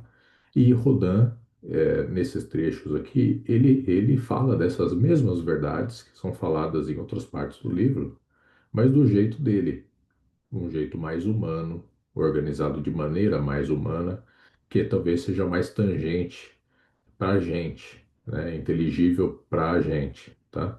Então, como aqui estão expressas verdades, não são opiniões, são verdades. simplesmente expressas da maneira que o Rodin organizou essas verdades, né, nos pensamentos deles, e que isso está mais em linha com o modo da gente pensar. Eu acho que os reveladores entenderam que era muito útil de colocar isso como uma forma de ilustração de outra maneira, mas uma ilustração das mesmas verdades que estão expressas em outros pedaços do livro. Tudo que está aqui, se você for ver, você consegue tangenciar com alguma outra coisa que está escrito no livro em outros pedaços. Só está Sim, escrito em outro contexto. sim, sim, concordo. Concordo. Eu acho que também como eu falei, as naturezas eram totalmente diferentes, e o que o Caio trouxe também é muito relevante, né? É, o pensamento do Rodin era por um lado mais filosófico, né? E os apóstolos estavam vivendo com Jesus, né?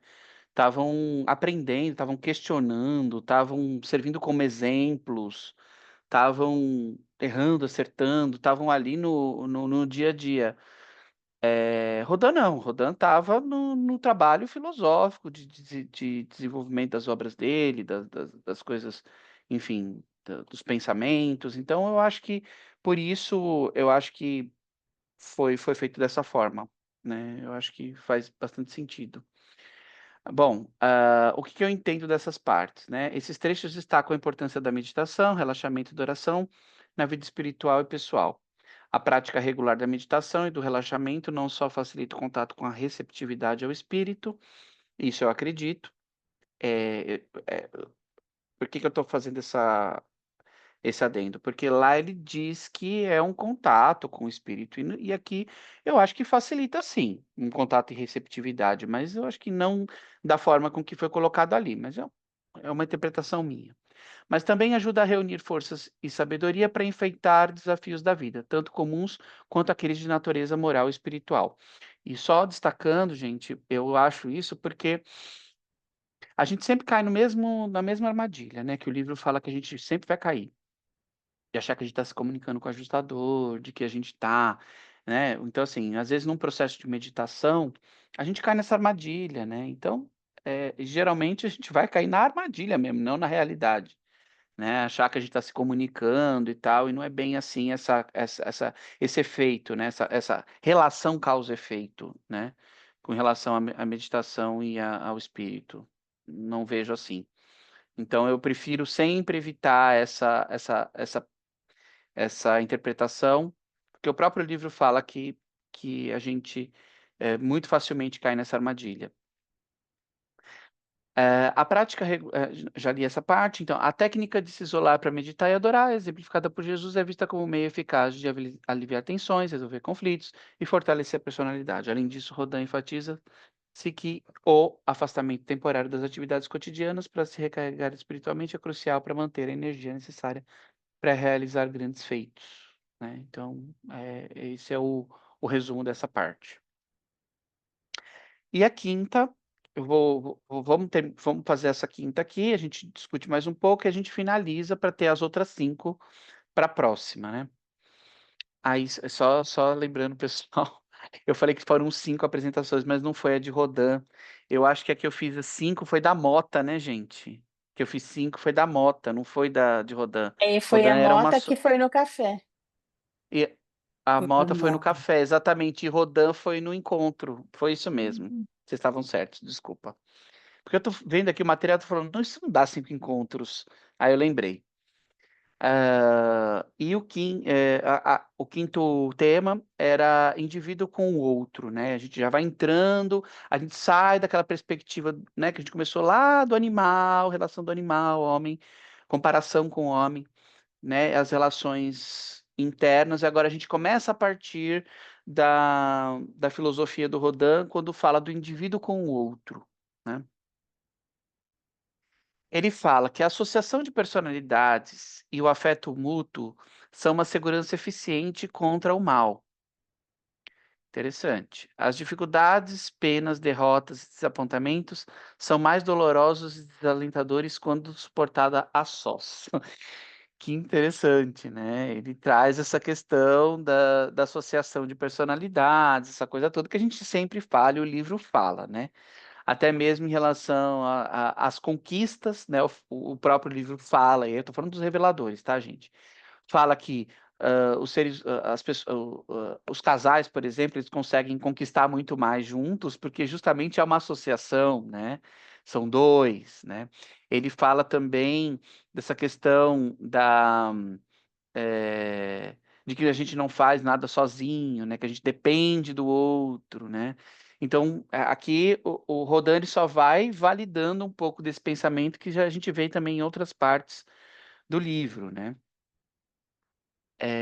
Outro ponto que ele fala que o indivíduo imaturo desperta antagonismos nos seus semelhantes. O homem amadurecido ganha a cooperação de coração aberto dos seus amigos, multiplicando em muito esse modo os frutos dos esforços na sua vida, né?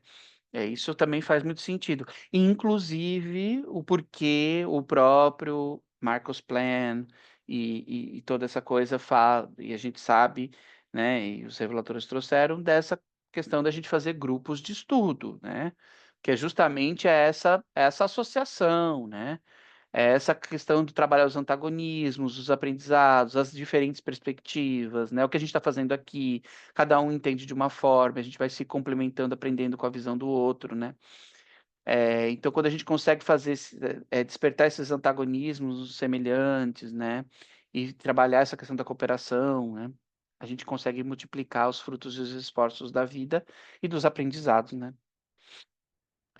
Outro ponto, verdadeiramente não é bom para um homem ficar só.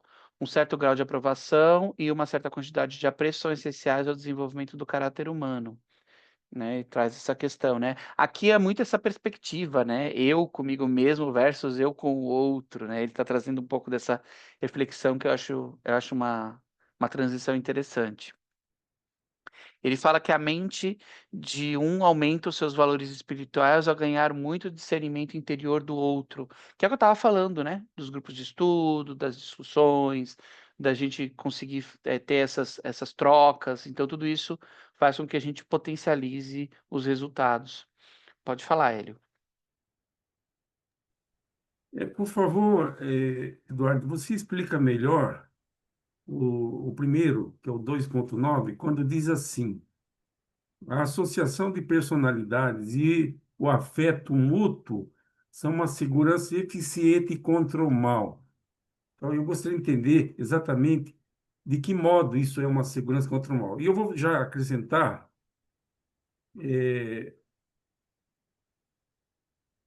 tem religiões cristãs, ou a principal religião cristã, que é católica, defende a castidade nos casamentos que eu tenho participado. Eu escuto sempre o sacerdote dizer que é sempre bom que o homem não viva só, aquelas coisas todas. É repetido bastante que a parceria homem-mulher, casamento, favorece o crescimento, favorece de várias maneiras. Então, eu queria que você falasse um pouquinho sobre a castidade em relação a esse texto, o fato de não haver um relacionamento conjugal. O que que você acrescenta adiante do que tá no texto? Olha, aqui ele fala exclusivamente de uma associação de personalidades de afeto, né? A gente não, eu não estou entendendo isso aqui como uma questão de matrimônio, casamento, pode estar incluído, né?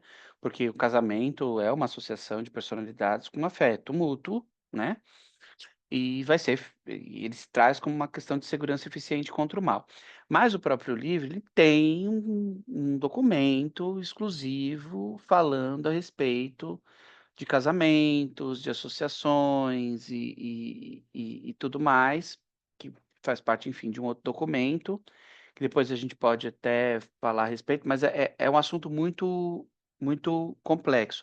E questão de castidade e tudo mais, eu acho um pouco mais delicado, porque a gente está falando um pouco de dogmas, está falando de crenças específicas, né, de questões embutidas, de religiões e coisas e tais, que aí a gente vai entrar numa outra discussão que talvez não seja para esse momento, mas eu entendi, eu acho que dá para associar também com casamento, mas aqui ele está trazendo mas a questão de uma associação de personalidades, sendo elas de amizade, ou sendo elas de trabalho mútuo, ou de, enfim, de, a gente pode ver com diversas perspectivas aí, filho, pai, mãe, filho, amigo, amiga, enfim, amiga, amiga, amigo, amigo, e outros tipos de relação, tá?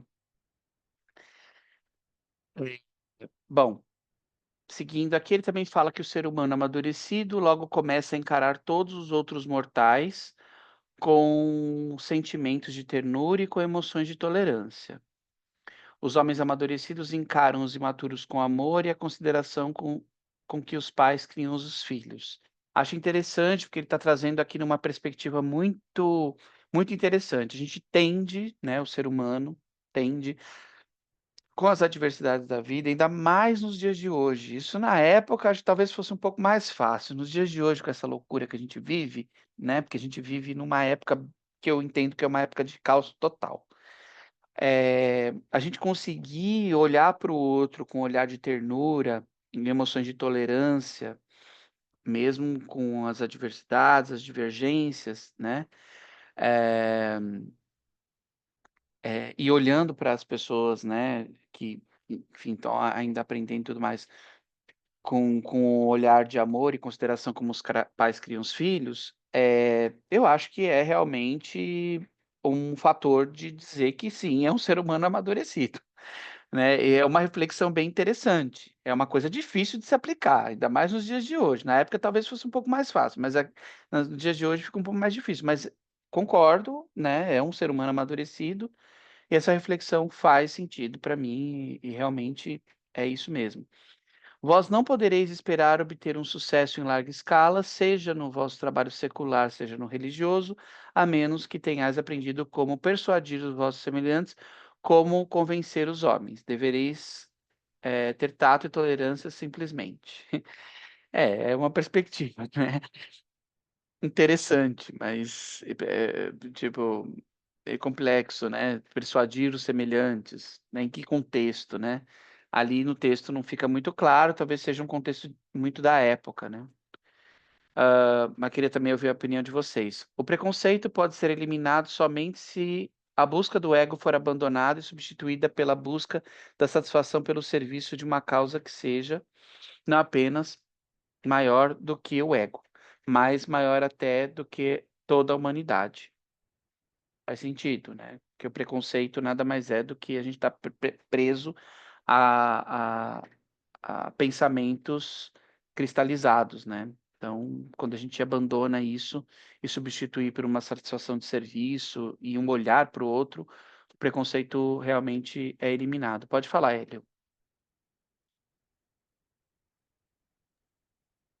Então, eu queria ouvi-lo sobre tolerância, sobre, e especialmente quando há o contraditório. Nós que somos leitores do livro Durante e gostamos dos ensinamentos do livro Durante, tropeçamos todo dia com pessoas que acham o livro Durante uma bobagem, especialmente naqueles pontos que conflita com os ensinamentos da Bíblia, por exemplo. E eu estou falando especificamente de cristãos, não estou nem que representam um terço da humanidade, não estou falando de não cristãos e nem de ateus, estou falando de cristãos. Quando você traz ensinamentos do livro Durante nessa linha do que Rodin está dizendo, também é combatido. Qual é a atitude dessa comunidade que aprecia o livro Durante diante daqueles que entendem que isso é bobagem? Simplesmente virar as costas, deixar para lá e como você ser tolerante com alguém que é intolerante? A gente tende, esses são dois fatores, né?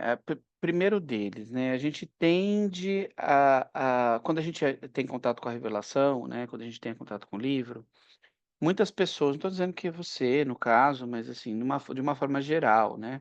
As pessoas tendem a associar, porque a gente vê que é a verdade, né? A gente lê o livro, a gente sente a verdade, né? E, e aí a gente olha para essa perspectiva e a gente pensa assim, tá, então quem não seguir o que está escrito aqui não vai para o céu? Ou eu estou aqui falando de uma linguagem bem popular, tá? É, então, quem não tiver aqui dentro desse contexto, então não tá incluído. E o livro, ele traz justamente essa perspectiva de que não tem nada a ver, né? Ah, o próprio livro traz de que você não precisa ter uma religião para seguir o caminho, seu caminho ascensional. Você não precisa, você pode ser um ateu e ao mesmo tempo você ter atitudes e viver uma vida de valores, né? Então, assim, desassociar essas duas coisas é muito importante, né? E o segundo ponto, né, dessa questão da tolerância, assim, entender que o outro não está na mesma página que eu, ou não conseguiu ver o livro durante a como eu vejo, eu acho que é também um exercício de humildade da nossa parte, de entender que nós somos incapazes, muitas vezes, de conseguir transmitir aquilo que a gente gostaria, não porque o outro é inferior ou não está preparado, ou alguma coisa do tipo, mas é só simplesmente porque não tocou o outro por algum motivo, ou porque a pessoa não estava espiritualmente aberta, ou os fatores também podem ser tantos, assim, eu não consigo nem nomear, porque podem ser muitos os fatores. Então, eu acho que o próprio livro, ele nos ensina a ter tolerância com isso, né? Porque se eu entendo a perspectiva de que, apesar de ser uma revelação e o outro não necessariamente precisa estar comigo nessa revelação, né? Tá na mesma página que eu em relação a essa revelação, eu exercito a minha capacidade de ter paciência, de entender a perspectiva do outro. Não é o momento do outro, não é a pegada do outro, não é o momento. Então, assim, é um pouco desse exercício que mistura um pouco dessa compreensão desses fatores todos que eu trouxe e, e um pouco também da humildade de entender que muitas vezes, né, a gente não vai ser capaz de mudar a percepção do outro, né? Pode falar, Eri.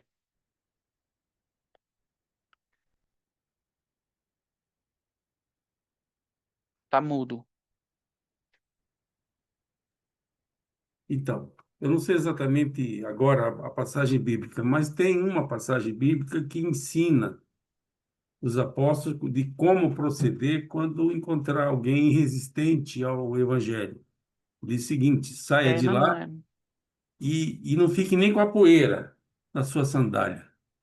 Ou seja, ignore, despreze, vá embora. Não perca o teu tempo. Não jogue É, pérolas nos porcos. Então, nesse isso sentido, não tem no como livro. harmonizar tudo isso com Rodin?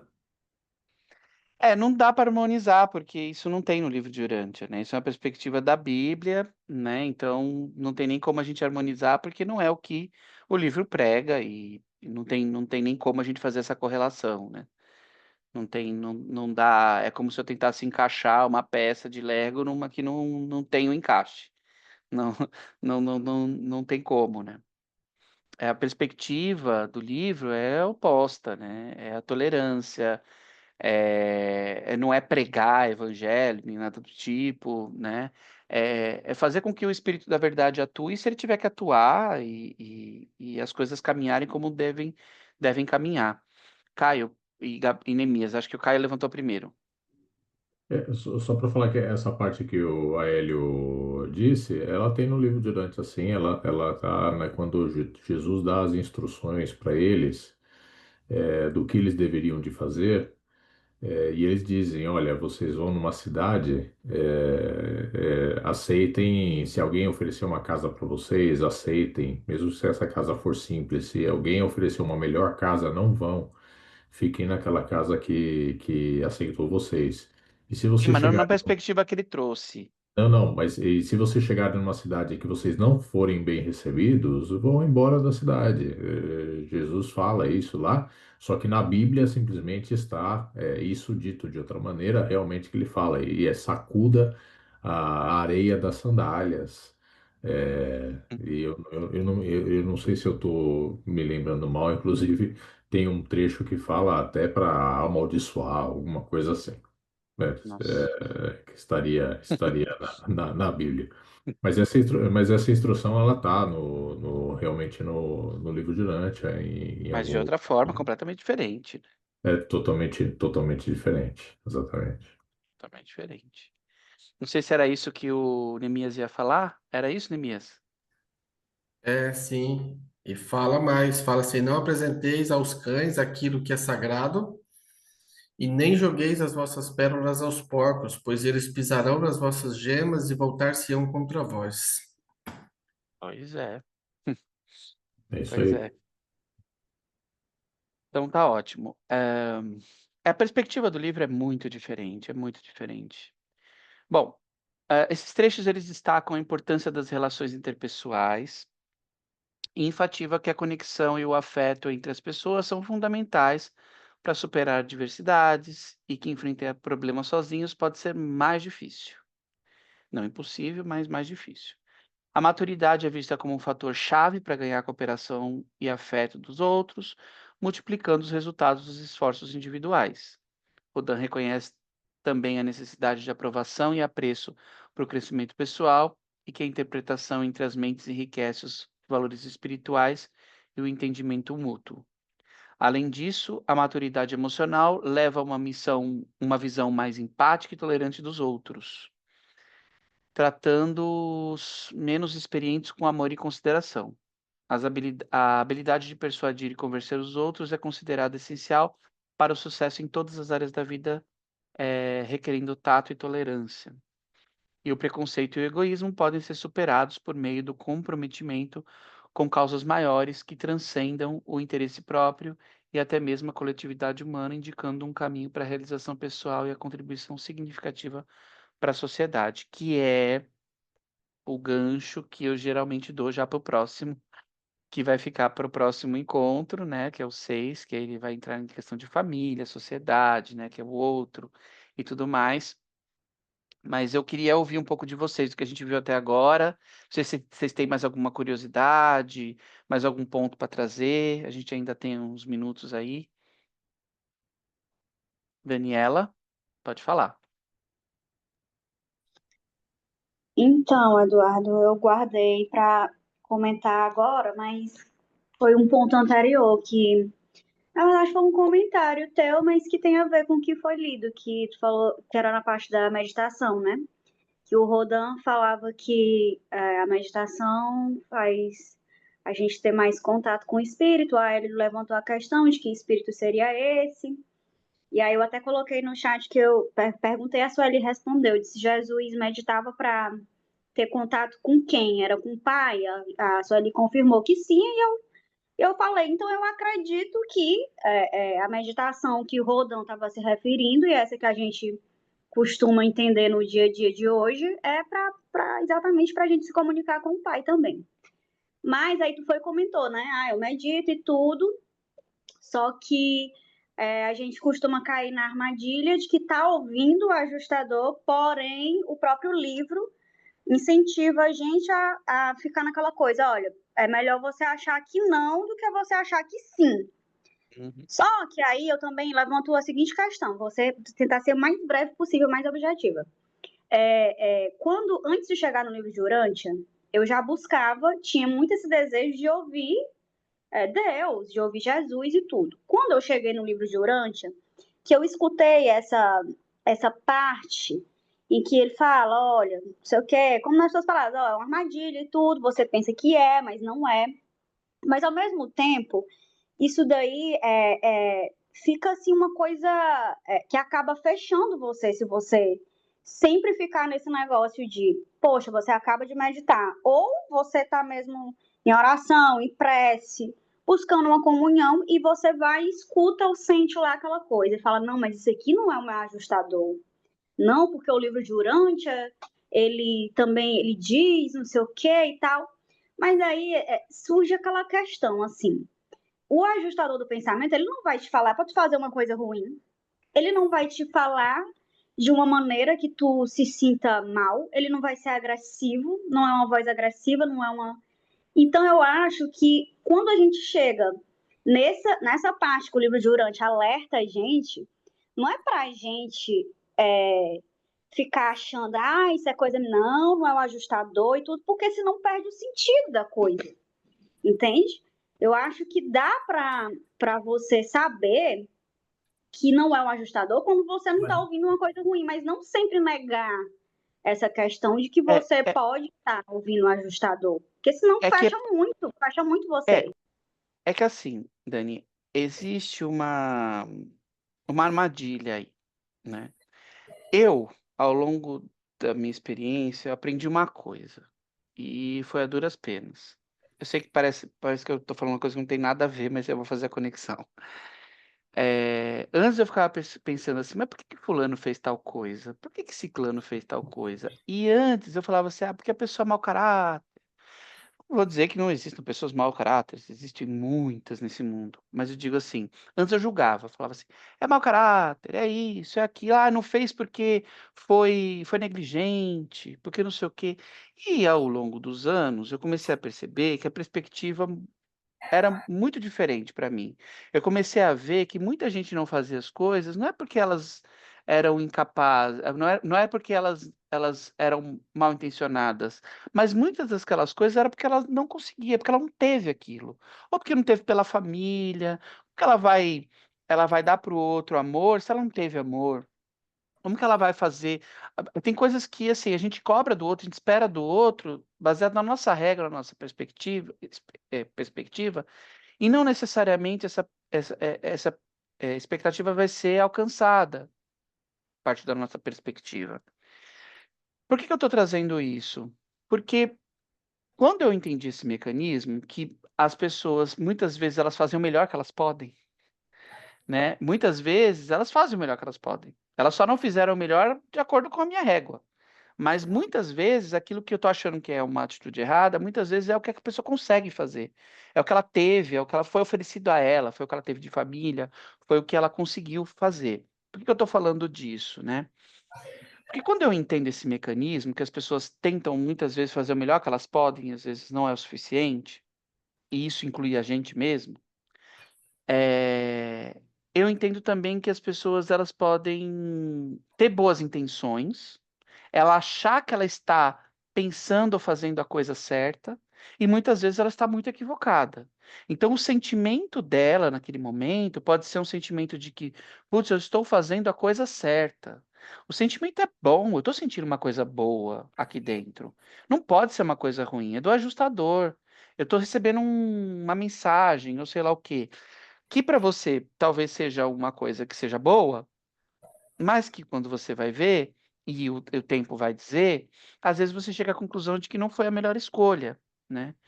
E aí a culpa é do ajustador? Entende? Então, por que que eu estou trazendo isso, né, que eu estou trazendo essa perspectiva? Porque quando a gente fala assim: mas a gente vai sempre pensar que não é o ajustador", não sei vocês, mas eu tendo a ir mais por esse caminho, porque, eh, n não vou terceirizar essa responsabilidade para o ajustador, né. As escolhas são minhas, o livre-arbítrio é meu, foi dado a ele, e de uma forma ou de outra, é óbvio que a gente vai tentar tomar as melhores decisões.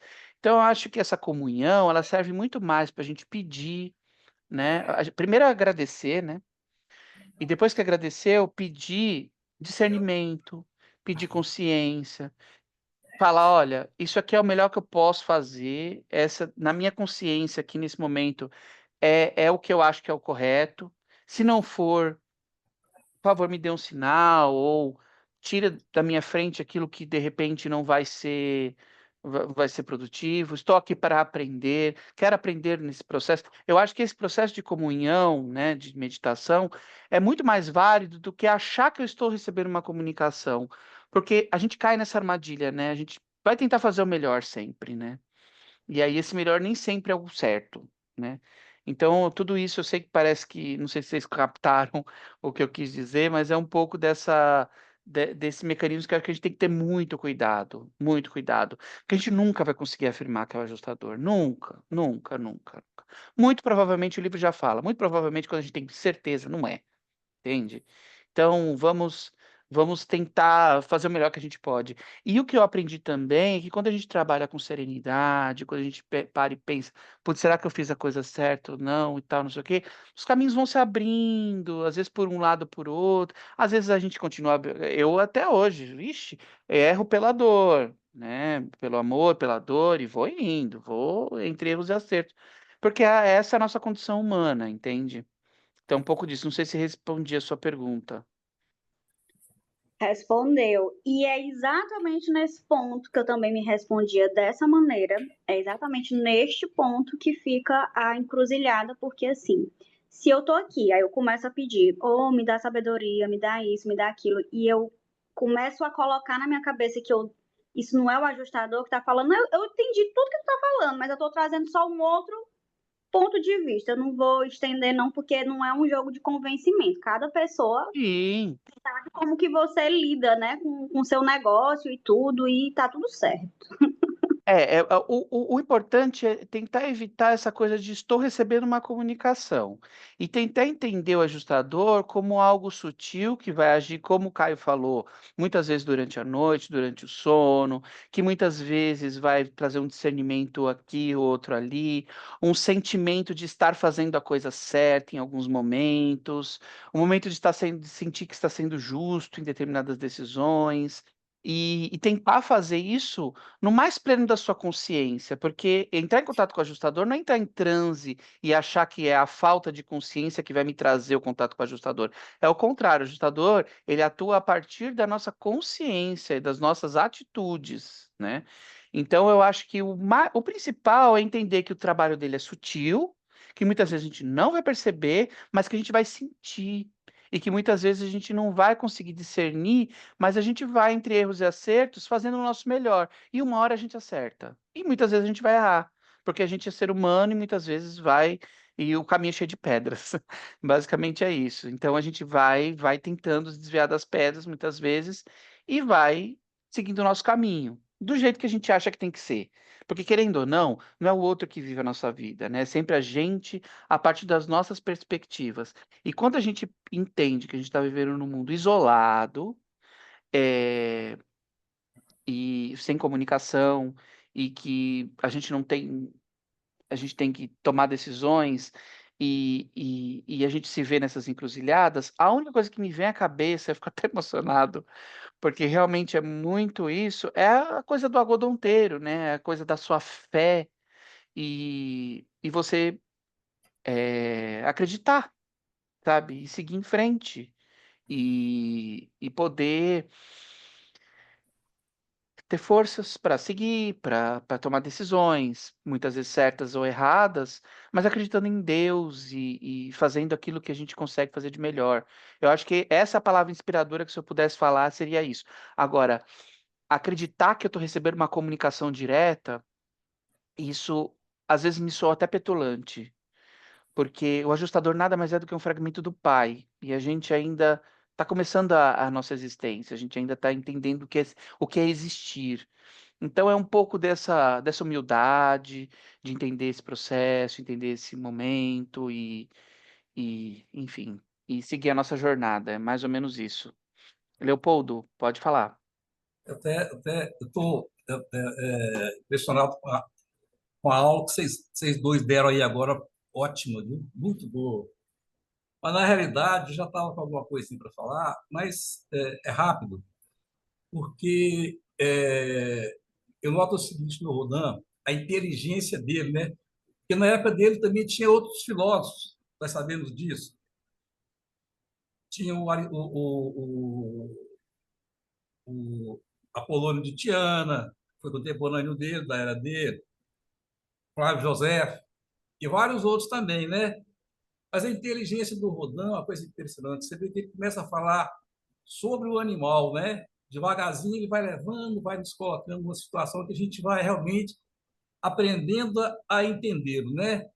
Mas, de qualquer forma, assim, eu notei a mensagem dele, deixa duas coisas assim muito claramente, né? Muito claramente. Porque, como eu já li essa parte uma vez só, e foi muito rápido, eu e a Márcia, a gente não assimilou direitinho como eu estou assimilando agora.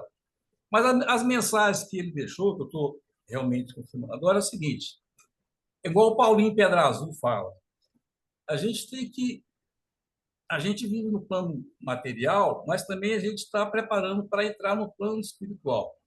Então, a gente tem que viver bem o plano material, como o Paulinho Pedra Azul fala, e nos preparar também para viver bem o nosso lado espiritual, o nosso plano espiritual, que é o nosso plano futuro. Né? Obrigado pelo meu comentário. Obrigado, viu, Leopoldo? Obrigado. Caio? Eu só queria fazer um comentário aqui dessa discussão do ajustador, se ele se comunica, se ele não se comunica, se a gente acha que ele se comunica ou não, tá? Isso é muito da experiência pessoal de cada um, mas eu considero que a gente consegue sim perceber quando o ajustador está fazendo a comunicação dele. Só que a comunicação dele é feita de uma maneira muito diferente do que a gente diz como comunicação, tá? Eu acho que o ajustador ele trabalha muito no âmbito de valores e significados que a gente tem das coisas, tá? Então, toda hora que, a partir das suas orações, dos seus pedidos, né, você está realmente orando pelos outros, não para você. Você está pedindo compreensão, não solução, né?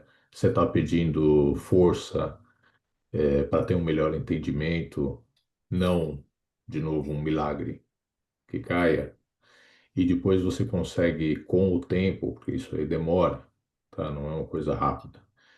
Você consegue perceber que com o tempo, seu entendimento sobre os valores e significados das coisas mudou e muda.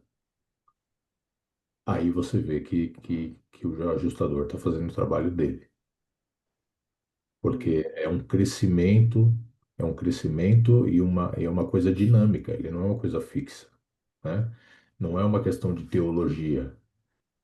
O teu entendimento, a tua compreensão, o teu entendimento dos significados das coisas vão mudando, vão se expandindo, e você vai ficando cada vez mais, é, você tem cada vez mais compreensão dos seus irmãos, dos outros, do que estão fazendo, do mundo, das coisas que acontecem no mundo, né? E isso, para mim, é uma evidência da comunicação do ajustador. E eu realmente acho que é assim que o ajustador se comunica. Ele, obviamente, ele Sim. não se comunica de uma maneira como a gente faz, que é rezar e achar que ele vai vir e vai falar para você É, alguma coisa. se veio e falou alguma coisa, não é. Não é. Aí é a Não tua é. imaginação, é qualquer outra coisa, tá? Mas eu realmente hoje eu acredito que dá para você perceber muito bem Sim. essa comunicação do ajustador. Ela demora, ela não é uma coisa de um dia para o outro. Você não reza numa noite, ora numa noite e acorda no dia seguinte com a resposta. Às vezes a resposta demora para vir, né? Demora muito para vir, às vezes anos, depende do que você. Porque muitas vezes o modo como você pediu também foi errado a vida toda e de repente você foi melhorando esse modo de pedir com o tempo e obviamente isso aumentou a receptividade, né? Ou seja, o teu querer se alinhou melhor com o querer do Criador, né? E isso aumenta também a chance de efeito daquilo que você está pedindo, né? Mas essa expansão dos significados, esse modo de pensar, modo de ver as coisas, que é dinâmica, para mim isso sim é evidência da comunicação do ajustador. Eu acho que realmente esse é o trabalho que o ajustador faz e é o trabalho que a gente tem que estar disposto a dedicar tempo nosso junto às nossas atividades, afazeres, né? Mas sempre dedicar um tempo para dar essa oportunidade, de que esse trabalho seja feito no nosso consciente, né? E que ajude a fortalecer o nosso viver aqui, né, nas nossas batalhas, tá? Mas Sim, eu realmente acredito que dá para perceber, sim, o ajustador se comunicando e fazendo o seu trabalho. Só é feito de uma maneira diferente. sim, sim. Concordo plenamente. Mas é isso então, pessoal. Obrigado aí pela participação de todos hoje. Agradeço. Próxima quarta-feira estarei de volta e aí a gente fala sobre os próximos 5. Se vocês tiverem dúvidas durante a semana ou quiserem ler o documento de novo, quiser trazer para o próximo encontro, fiquem à vontade que a gente consegue discutir e aprender juntos, tá bom? Muito obrigada, Eduardo. A gente quer te agradecer por todos esses ensinamentos, pela sua percepção, que você tão generosamente compartilhou com a gente, né? E a gente já está ansiosos pela próxima aula, pela continuação, pelas cenas dos próximos capítulos, tá bom? Também Tá ótimo, obrigado. queria Eu agradecer que a agradeço. participação de todos e sem vocês isso não seria tão especial. Muito obrigada. É o sorteio. Isso, vamos ao sorteio, mas eu vou parar de gravar primeiro.